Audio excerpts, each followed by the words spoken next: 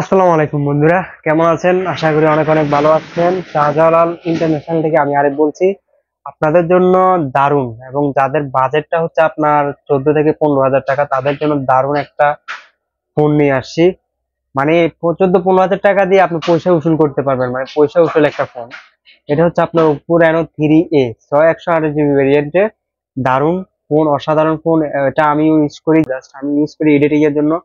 ভালো এডিটিং এর কাজ করি আমি এই ওপ্পো Reno 3A মডেলের ফোনটা দিয়ে।